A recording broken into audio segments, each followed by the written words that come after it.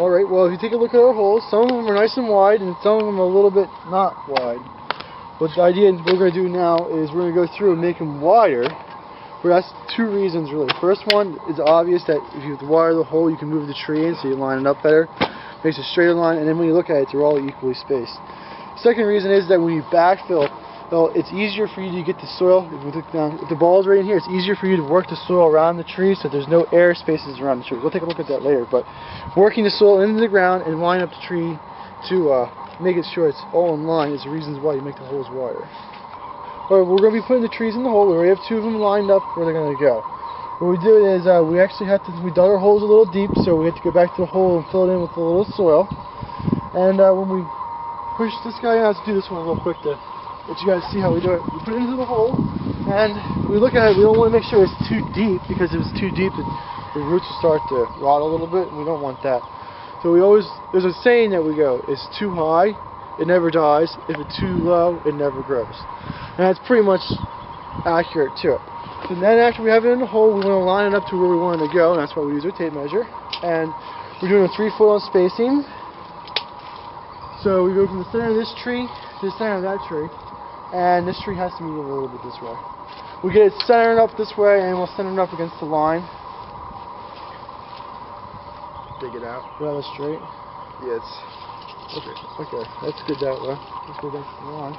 And then we're going 42 off the string. And that's, looks like I got it right. We'll put that back on just to make sure. Measure twice, make sure you get it right. If anything, it should probably go to the fence just a little bit. To the fence, yeah. So we put a little bit of dirt in there. Lock it this way. That's why it's important to have the hole bigger than what you need it. That way you can rock the tree around and you can get it to where you want it. Then the next thing is when we backfill, we can get our shovel in there and we can make sure there's no air pockets down in there and it's solid firm.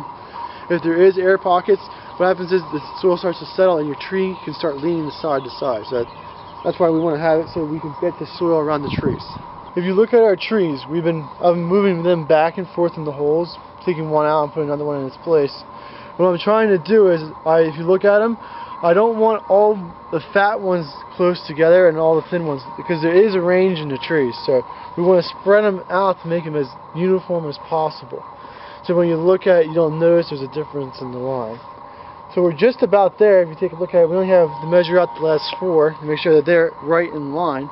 And we do measure it out, and after we get finished with measuring, we also stand back at like 10 feet away and we take a visual inspection of it, because sometimes when you measure it out, it may not look right even though it's measured correctly. So we have to take a little bit into account for that as well.